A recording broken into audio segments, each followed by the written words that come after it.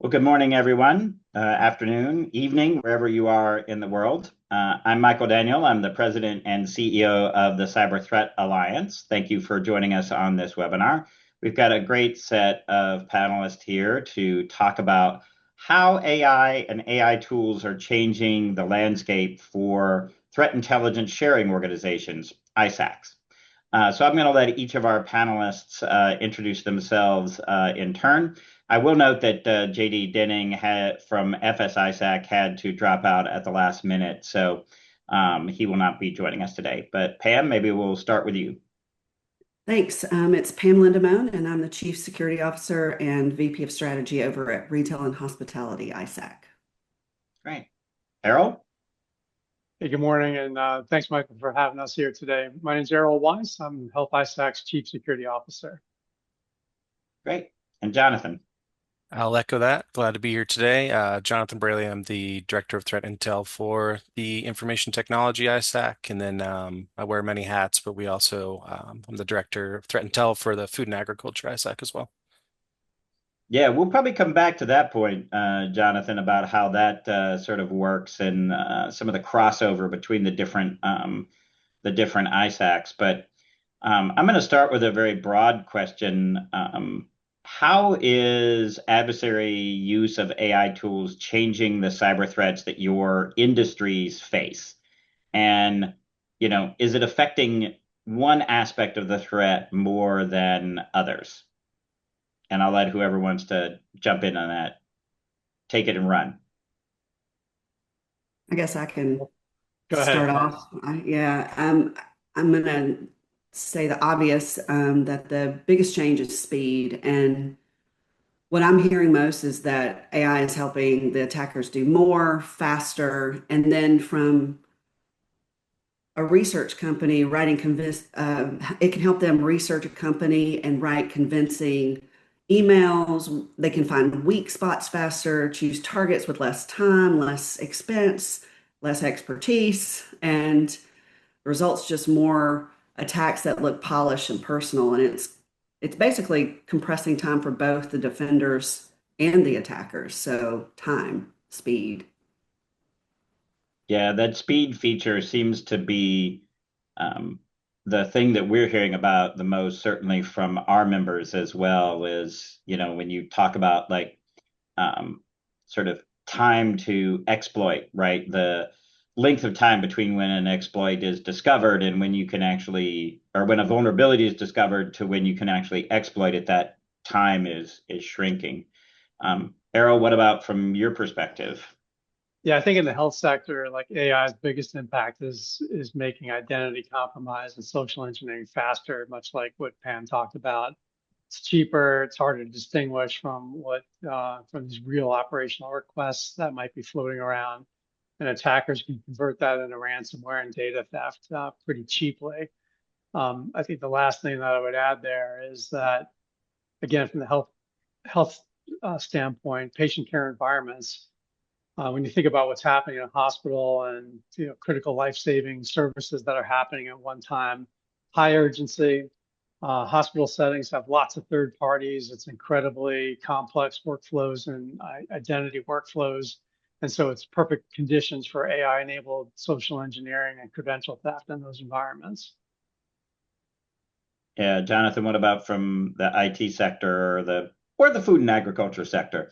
No, very good. I think there's some important points that have already been made, but the speed is one, but I also think on scale, we're seeing that AI is lowering the barrier of entry for a lot of cyber criminals. So you still have these sophisticated actors. They're going to use AI. They're going to speed up their own processes. They're going to automate a lot of things. But what it's also doing, it's taking these lower skilled cyber criminals and all of a sudden giving them these very powerful tools to, enhance their own capabilities. So instead of them going around forums and finding, a script that they can run, now AI is giving them advice on, I want to scan for this vulnerability, or now that I've found that they're using this product, is there any POCs available for this specific product? So that's a big concern, but I think there's a lot of doom and gloom around AI. Some of it's true, some of it's a little bit far-fetched. And one thing that I think initially we were worried about was AI going to come up with these new novel attacks that no one had ever thought of before. And I think we're seeing less of that because the AI only knows the data that's available, right? So I think it's helping with speed, it's helping with scale. It's not necessarily creating these, doomsday scenario type of techniques that we've never seen before, which I think is good. And then for the sophisticated actors, the big concern is that they're automating these attack chains. They're taking Yeah. their very sophisticated skills and kind of building upon those and bringing it up to machine speed so they can do these very technical attacks very quickly. Yeah, and I think, I mean, it's really interesting to me, and Pam, I want to pull on a little bit of a thread that you mentioned, which, I think it's under sort of appreciated that some of what these AI tools are enabling, right, is the more rapid understanding of an industry or a specific company, Mhm. right? Like, I mean, one of the things that I've always sort of marveled at, right, was I spent many years in the US government, and if you tell me that somebody is an assistant secretary of blah, like I sort of know where they fit in the org chart, right? Because it's very standardized across the federal government. You tell me somebody's a VP of whatever in a company, and that means nothing, right? Because some companies, like the VP is actually the woman next to the CEO. And in other companies, a VP is like you can't swing a golf club without hitting one, right? So um, the the AI tool's ability to help you understand like the company and things like that and understand sort of how it all fits together, I think that's an underappreciated aspect of what it enables the attackers to do. And so if you wanted to reflect a little bit more on that, Pam, and sort of and others on sort of how that kind of changes how we have to think about cyber defense, to me, there's a lot of interesting implications to that. Yeah, I think what I'd say about techniques and how they can be common across sectors, I think the business processes for different organizations, and maybe that's where the sector specific comes into play a bit more. But what I'm hearing is that, we in retail and hospitality, the angle where attacks land, it can come to the store, call center, suppliers, travel. It's just a vast area to target. And it gives attackers more chances to trick people throughout that business process. So there's many places for them to try. Our members have big, large workforces, many locations, customer facing teams, third party provider. I can go on and on, right? And we have hospitality in our sector name, right? We're nice people. We want to be friendly and give you better service. And so the attackers, they take advantage of that. I don't know if I answered your question, but that's what I see in terms of sector specific and AI enabled attack patterns against that. Yeah. I mean, I think, it's interesting because like Errol, you in the health sector, right? You've got certain requirements that you have to meet and other things like that. I think of HIPAA and the other sort of requirements that sort of add another layer of complexity to the environment, plus all of the IoT devices and things like that. Um, and I would imagine that this is, this kind of mapping capability on the part of the bad guys is particularly advantageous in a system like that. Yeah, definitely. I agree with many of the things that Pam said too. It just enables the threat actor to leverage AI. They can craft emails, SMS messages, chats, even patient-facing messages that really hit the mark. And to your point earlier, right, leverage the AI to craft that message for the individual, their role in the organization, and create something that's incredibly convincing in whatever first language that person speaks. I mean, Yeah. it's just intense. And then I also think about like, the old phishing scams we used to see where there was some significant current event, and then we'd see phishing emails coming out from that a few days later. Now I think we're going to see from event to first email, literally it could be minutes after it happens. Yeah.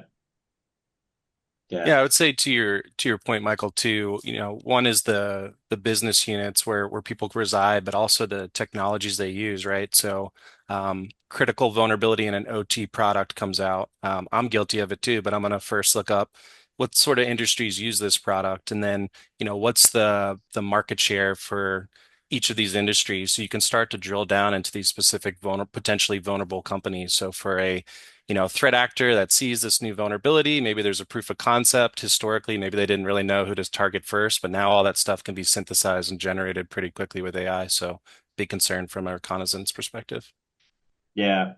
I mean, I think about that from, again, going back to my government days, we were always struggling with something like that would come out. And then I'd ask my team, like, okay, do I care? Like, how many, like, does this affect like three companies in the US or is this like everybody? And that was always a very difficult question to answer in, 2014. Now that's much easier. I think, sort of flipping on the other side, though, have you seen any of your member companies come up with effective ways to sort of counter some of this phishing or the social engineering attempts that have been, somewhat effective? Nothing is truly, 100%, but Yeah, I guess I'll start. While people are thinking again, the techniques aren't new, right? It's just changed how they're being delivered. They're getting a little bit more believable, but at the end of the day, the mitigations that have worked before have definitely helped. One thing that is concerning, and I think that we're still kind of adjusting to, is and I think we're going to talk about this later, but like the deepfake technology where they can take right. video and actual audio clips of actual employees and then adding those to these phishing emails is definitely there's not a good process outside employee training to help spot that, right? There's going to be tools that come out that can spot AI and things like that, but at the same time, I think it goes back to the basics of training employees to look for those sense of urgency, these kind of out of band communications. The other good news is because these stories are pretty big and everybody's talking about it, I think that the awareness piece is happening and people are aware now that you can't just believe everything that's happening. If you see a video of a person, I think there's a lot of skepticism that's being built into that. But it's definitely it's only getting better. I think at some point we're gonna not know if Will Smith's actually eating spaghetti or not, and that's gonna kind of translate over to who we're talking to on this call. So hopefully we're all real here. Yeah. You know, I've seen this is like an influence of the power of community. Just to to talk a little bit about what John said, like the basic quality of attacks now makes the internal processes and the lines that blur are blurred between security professionals and like front end workers, or our users, or whatever our members are called on the front end in terms of the business processes. It makes those business processes and that relationship between the business and security more and more important every day. And what I mean by that is if you think about the speed of what we have to get to the front end, and those who are on the front lines who can really see things before they happen, and how that training works, it's crucial now to blur those lines even more and more, because we need those internal processes. We need everyone paying attention in a different way. And so just having that relationship and those awareness and training levers to pull when you need them at the rapid pace that we're going to have in the future. And now that I think is just something that I reiterate and I hear time and time again. And so hearing our members talk about it and protecting each other, Yeah. that's the essence of what we do, which is really beautiful to see. Yeah. No, it's and I think Jonathan, to your point, like a lot of the same things are still true, right? Pam, I have a very Southern grandmother. I'm from Atlanta originally, and my grandmother was always fond of saying, "Well, Michael, if it sounds too good to be true, it probably is." And so grandma's advice still, very still applicable rings to me. true. Yeah. The you know none of those rules have changed, right? Humans are still humans, so I think that's a big part of it. And maybe slow down. Like we all need to Yes. just take a beat and slow down and think before, you act. So Yeah. Yeah, that's also good advice, right? Like um, the because anytime you're having that urgency, um, that's always a warning sign. Right. That's where the bad guys know to play to that too, right? Yeah. mhm. Yeah, Take advantage of the emotional state. yeah, I, I used to own security awareness and training for a large company, and I used to love it when I'd walk into a different building or an area of the company that I wasn't seeing a lot, but they were like, you got me," and they would tell me about the exercises that we would produce, and I try to help people remember that, like you want them to feel like they can come to you and talk to you. So I encourage people to just work with their business units like one on one, get that relationship strong and let them fail fast for you instead of for the criminals out there. yeah, yeah.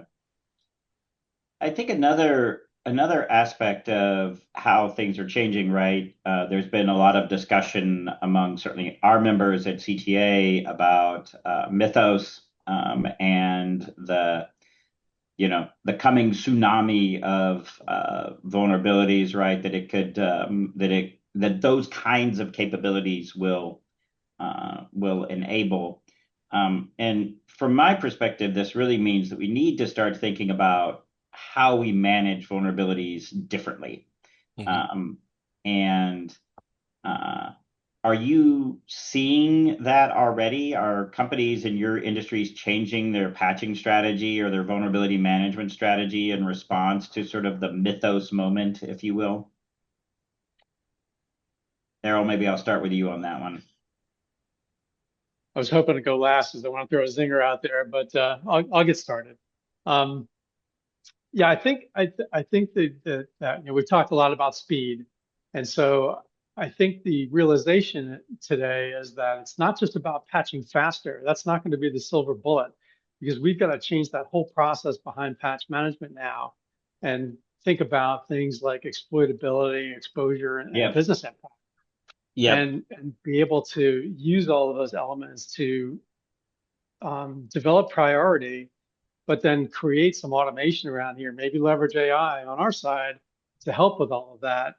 Um, the thing that I was going to throw out there at the end was the challenges that I saw, especially during my banking days, where we would have like 2 to 4 weeks turnaround time on a high severity critical vulnerability, for example, because of all of the testing, regression testing that would have to happen with servers that had thousands of apps on them. I've always thought that if we could do a better job of architecting those systems in the beginning and make them so that we can design them so that they can be patched faster, ultimately, that's what we ought to be shooting for. So long-term problem here, long-term solution, but I think that's the things that we really need to start thinking about now so we don't face these problems down the road. Yeah, I'm no, a I completely agree. Like that, you know, the the way that I mean, we are going to have to change not just the speed, right, but the ability to triage and prioritize, um, because you're not going to be able to patch all the vulnerabilities that are going to be coming out. And it is also still going to be true that the bad guys are not going to exploit every vulnerability that comes out. And so it's actually going to put a premium on well, but the ones that they do exploit, they're going to exploit faster. So that means that you're really going to have to pick the right ones. Jonathan, how are your companies thinking about that? I agree with both of you pretty heavily. So, just for some statistics on the call, there's about 50,000 CVEs last year. We're definitely on pace to surpass that again. But to your point, Michael, I think there was 150, 160 that were actually exploited, right? So super small percentage. And that's the challenge. I mean, we're hearing from our members that they have this huge backlog of vulnerabilities, and it's not so much they're going to patch them, but it's the prioritization, but also how do we predict which of these 50, 60, hopefully not 100,000 this year vulnerabilities are actually the ones that we need to take care of because they're going Right. to be used against us. So that's hard. I mean, there's solutions out there. I don't know if anyone caught CISA recently, but they have this new kind of decision tree for federal government to help them kind of prioritize which ones to go through. Is it a perfect solution? No, but I think that's moving in the right step. I think the CVE number is always good. We're always going to have to rely on CVE where you get a kind of a criticality score of this vulnerability. Yeah. But we've seen it where, you have a CVSS score of 10 on this vulnerability, but it's in a product that nobody uses, right? So it could be that 5 CVS score vulnerability that is used in every single industry across, the globe, right? So having some sort of predictive indicator is what we need. And I think that's going to be super important as we deal with this kind of backlog of more and more vulnerabilities coming out. Yeah, no, I think that's right. And that, it may be the case that actually you need to be worried about that chaining of, 2 or 3 CVSS level 5s, right? Right, And so you really got to be combining it with exploitability and how critical is it to your operations versus operations sort of in general. And so it just strikes me that there's a lot more sophistication here that's going to be required in thinking about this than just sort of, you know, it's above a 9, so we patch, right? right. Um, Hmm. yeah. Pam, what about from the retail industry perspective? I love that somebody on this call mentioned the doom and gloom, like it's not all doom and gloom. Last week, I heard one of the most positive outlooks around mythos, the mythos moment, as we're calling it. And Captain Obvious here, whether every predicted scenario happens or not, organizations have to assume attackers are going to keep finding and using their weaknesses faster. And so that means knowing what you have, what matters the most, and how quickly you can act. And the bottom line is AI and mythos and a lot of what we're hearing and seeing, basically, AI doesn't replace patching fundamentals, but it raises the cost of being slow. And so you've got to make a business decision on what that cost is and what the risk is. Yeah. And I think it may change some of that risk calculus, right? Errol, you were talking about all the regression analysis that was done, and it may be the case that some businesses have to change their risk analysis because essentially we've had a zero risk tolerance, right? Of, the patch, we have to be absolutely certain the patch will do nothing, right? Right. Before we roll it out. And it may be the case that now you're like, okay, well, the downside of not doing it is, bigger than whatever problem it might cause me because, the speed with which the attackers can move. Um, I do think that over the long term, right, there is a lot of possibility here. You were talking, Errol, about, re-architecting to make it easier to patch. You write better software from the beginning because these tools are available to check your code before you are ever even, deploying it. And I just think the next 2 or 3 years are going to be kind of difficult as we have as we all pay off our tech debt. So that we've built up, right? And all of that is now coming due, at least in my view. So, but I do think there's also some opportunities here to put us on a much stronger foundation on the other side. And so that to me is also one of the things that I'm looking forward to is that, maybe we can be in a place where there's a much stronger software foundation to begin with. And so that changes the whole dynamics. I want to change gears a little bit and talk about sort of and focus on the intelligence sharing processes in specific. And sort of, how are your organizations, evolving your threat intelligence sharing processes in response to the acceleration that AI is bringing? Are there new formats, workflows, like, approaches, thoughts that you're finding sort of useful in this space? I I can can I can go ahead. Go start ahead, out Pam. if it's okay. Sure. So I think we all know that the challenge that AI is creating more information to sort through. So more information is not the same as better information. And from my perspective, and I think what we all believe is that members need trusted context. What's real, what matters to them, and what needs action. And so AI can help sort through that. It can help organize the information faster. We're hearing it across organizations and our members, but trust still comes from the people. And that's what I believe is the role of the ISAC is to help members reduce uncertainty and make decisions faster through real conversations, working groups, threat briefings, joint investigations. And so I guess what I'm saying is more information is not the same thing as better information, but the people and the influence there really matters today more than ever. Uh, John, I don't know if that was where you were going, but that's where No, my that head.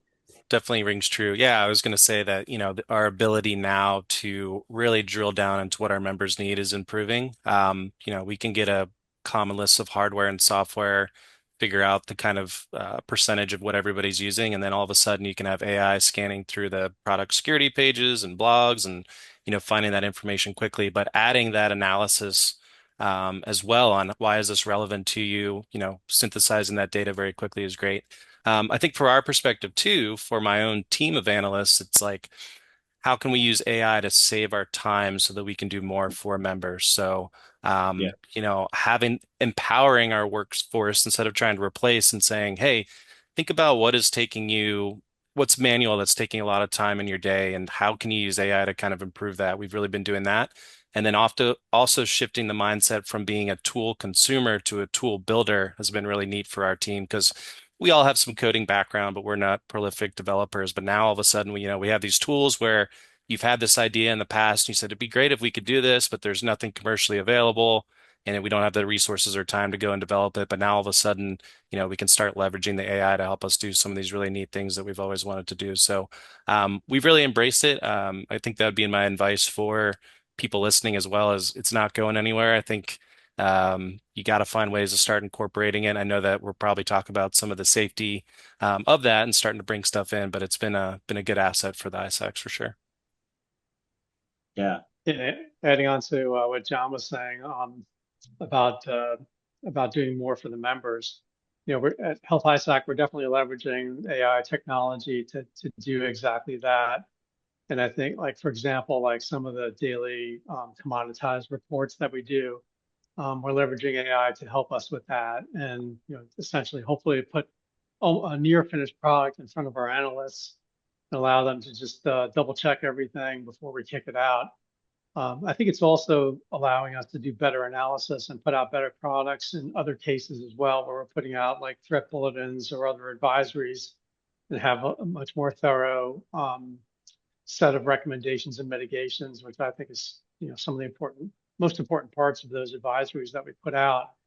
The last thing I'd say there too is just the essential role of the analysts in so many of the ways John talked about too, validating all of the outputs from the model. But then I also think that there's some basic decisions there that we still need people to make. And every day when we're faced with like some incident, that we have to have the humans sitting there thinking, is this something that's over and done with, or is this going to blow up into an industry-wide incident that we need to escalate and get other partners involved with, potentially partner with our public sector partners as well, or work with other industries, other ISACs, for example, and work with them when things like that happen. Yeah, that's really, it's really interesting to me if, sort of hearing all of this, and this is certainly true, like within CTA, like we're looking at how to use, AI tools to help us with what we do, same sort of idea.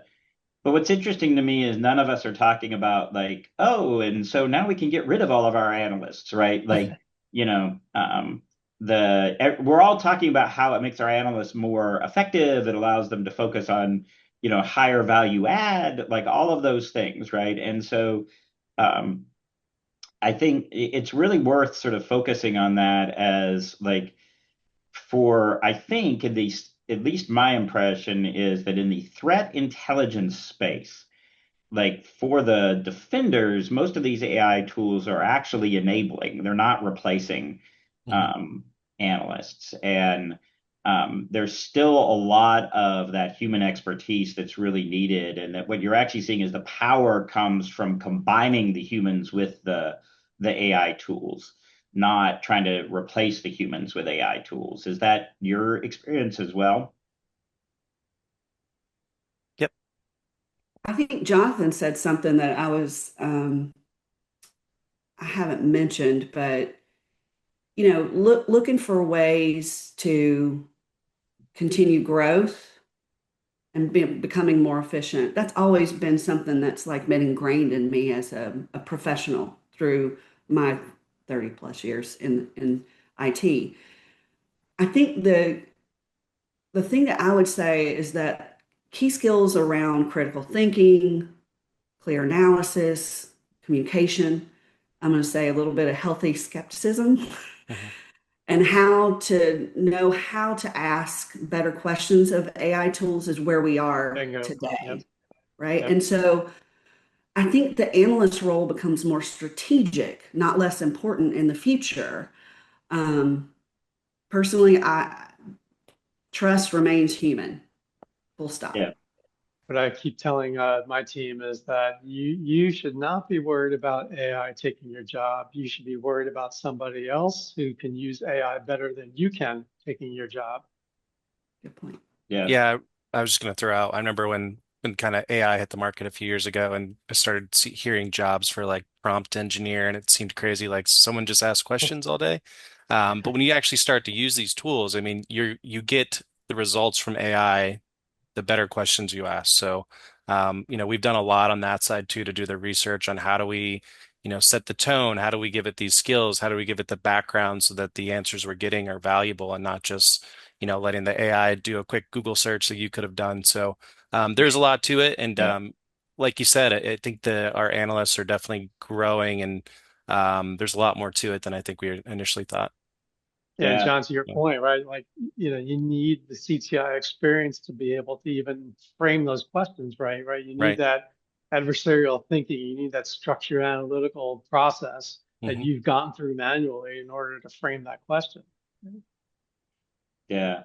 And I think like the Pam, your point about bringing that skepticism there, right? Of being willing. I mean, you have to actually also understand how these tools work, right? At least, I mean, at a certain level, right? They want to like they're programmed to please.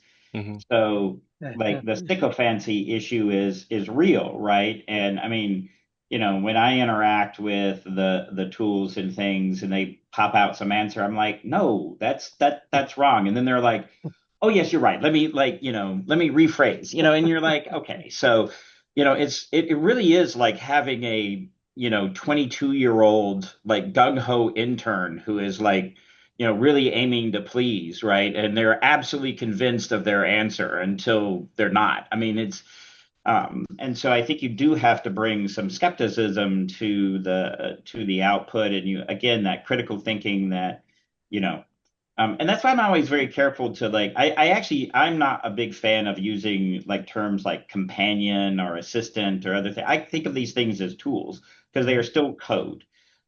They give the illusion of being able to converse with you, but they're still just tools.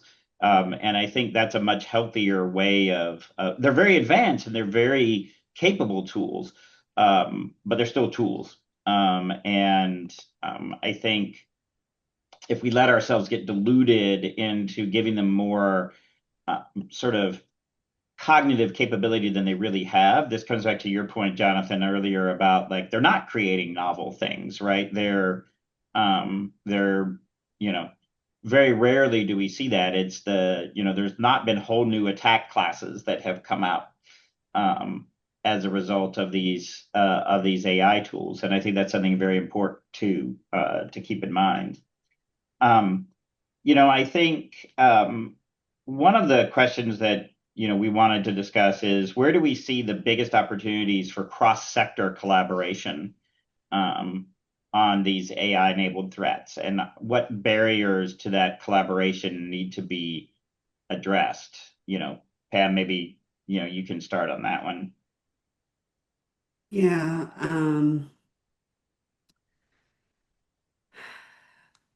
I think I said earlier that threat actors don't understand, sectors. Like, they're opportunists, right? They're just looking for how they can get through and how they can steal money from us or data. And so, for profit, that's bottom line, that's what it is. So I still feel like it sits with the human element, beating them at their own game in terms of we're all banded together to a degree. We have trusted relationships with each other. We can act accordingly when necessary. And there's a lot of barriers to sharing that we all kind of deal with. But since we have that trusted community today, being able to cross those lines when necessary and move faster than any one organization can respond, I think is the key to all of our success. So I think it's the trusted network and being able to learn from each other faster. It's always mattered. I think it matters even more and more as time moves on with these AI-driven threats. It's one of the things when I started a couple of years ago, first thing I did was pick up the phone and call Errol and said, who do I need to know? Right. And I think that everything we do still relies on who do you trust?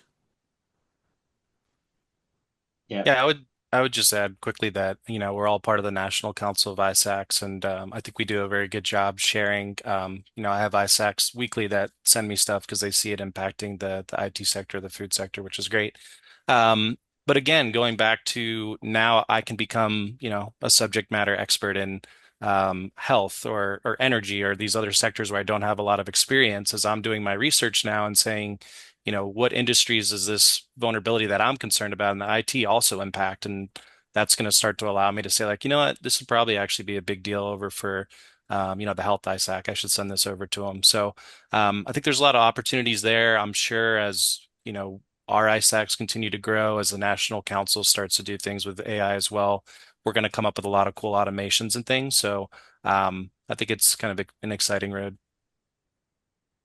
Yeah, I think that's, those are all some key things that Pam and John just were talking about in terms of, like, we've got to move faster. Talked about speed a lot today already. And so we need to take advantage of more automation in the sharing that we have going on today. It's pretty good. It can get a lot better. I think we have some room to grow. And just as an example, I think, like, you know, every sector, we're all dealing with identity-centric attacks, right? We've talked Yeah. about deep fakes and phishing and all these help desk compromises that are going on, MFA bypass, phishing, you name it, right? We're all dealing with it. So if we can share indicators like that faster amongst cross sector, I think we'll have a better chance of helping to defend, our members.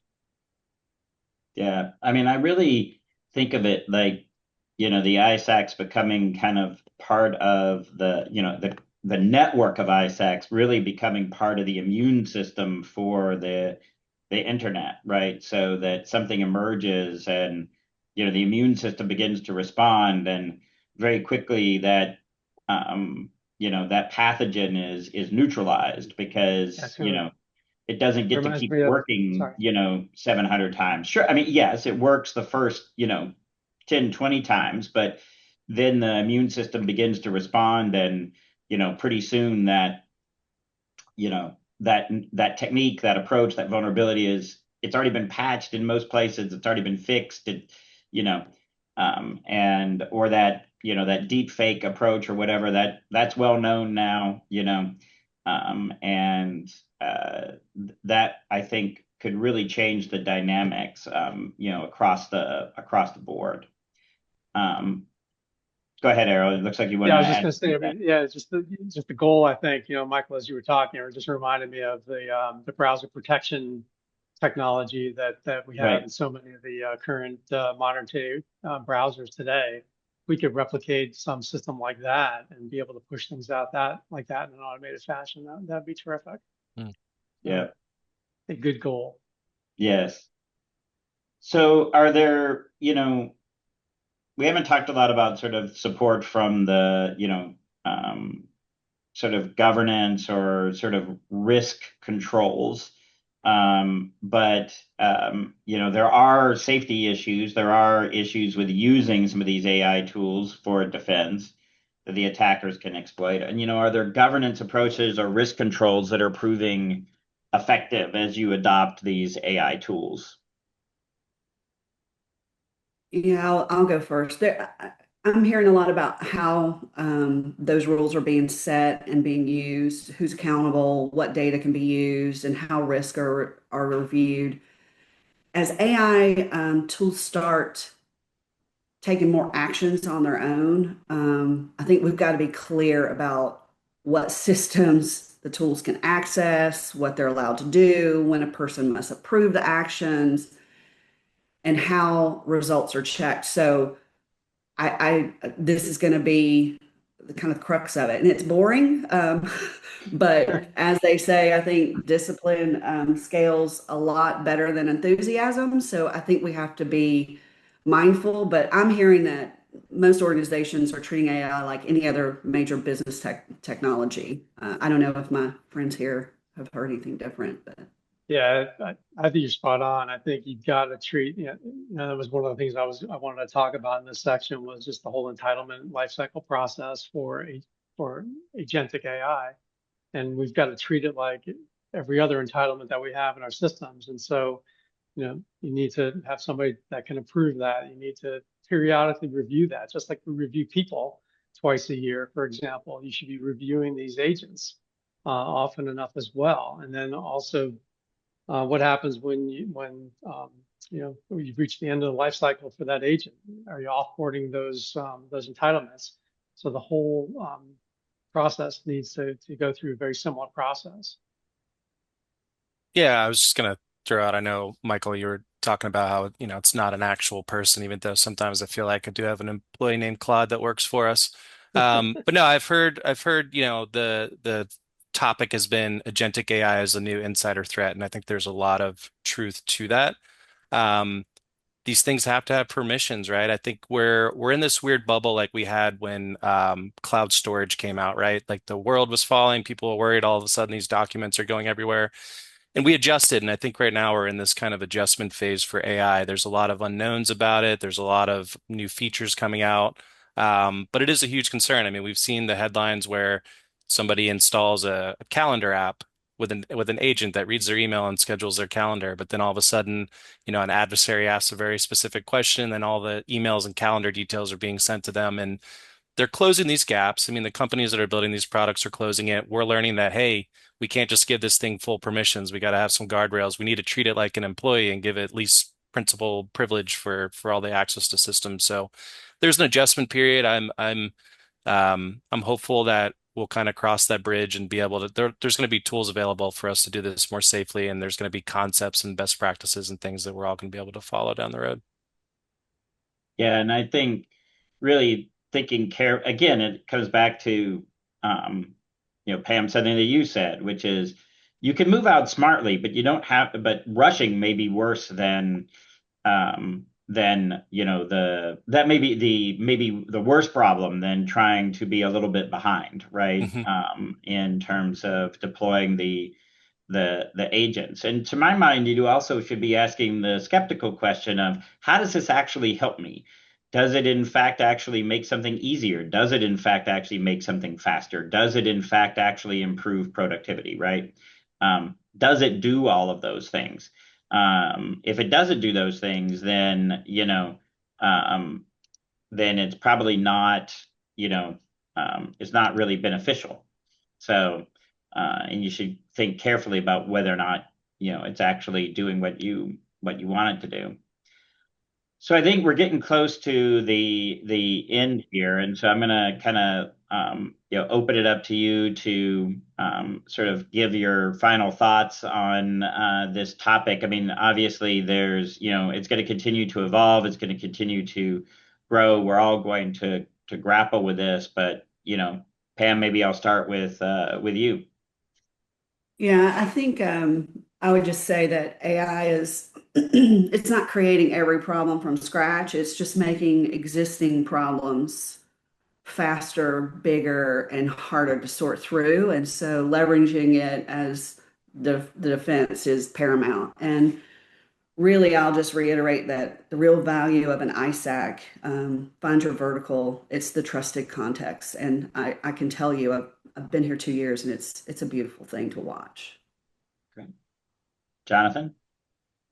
Yeah, I think two things that we didn't quite touch on that I wanted to bring up, but one concern as well is kind of the shadow AI that folks are worried about, right? Like we're paying for these systems, we're hoping employees use it, but there's definite concerns about people kind of going on their own and putting proprietary information and things into in non-approved systems. One, they might not have the guardrails so that intellectual property is kind of being blocked and not sent to public servers. But two, that gets out of control really quickly. On the other side of it, we talked about patch management, and we didn't really talk about kind of in the manufacturing space. We look at operational technology in the food and agriculture sector. And I think one of the challenges they have is Mythos, for example, found like a 27-year-old bug in a legacy product. But what happens when a lot of the machinery is designed to last decades, and they used to always, wrap this thing in segmentation and kind of accept the risk on it. But if they start to find these really old legacy vulnerabilities, I think the scale is going to start to move Yeah. towards, do we replace or do we keep accepting the risk? So kind of that's a big concern from a manufacturing. So something that they're going to consider over there too. Yeah. Yeah. No, I think that sort of that whole question again, sort of, is our tech debt really coming due? Yep. And how do we pay it? So, Errol, some of your closing thoughts? Yeah, so the danger of going last with two really smart people ahead of me. So I think the probably the only other thing, well, we heard a little bit from Jonathan about OT, and certainly it's a challenge in the medical device space as well. So very similar issues there. But I think my takeaway will be leveraging the technology that we've talked about in AI and using that to evolve what the ISACs are doing. Hopefully we can share faster, more actionable intelligence and more verified intelligence going forward. Yeah. And I will just say that I think it's entirely possible that on the defender side, the AI tools will actually prove to be a bigger boost than they are to the attacker. That there is, in fact, greater efficiency and greater capability gains that could be leveraged by the defenders ultimately than it's not that attackers don't get a productivity and an enhancement. We've all been talking about that. But it may be that actually these AI tools end up helping the defenders more in a lot of areas than they actually do the attacker. And so there may be some glimmer of hope inside all of that doom and gloom out there. So, well, thank you, Pam, Errol, Jonathan, for joining me today. It's been a great conversation. I really appreciate you taking the time, and I'm sure that we will continue to discuss this and do what ISACs do best, which is actually share information and intelligence. So thank you, everyone. Thanks, everyone, for tuning in and joining us. Thanks for having us. Awesome. Thank Thank you. you. Thanks, Michael.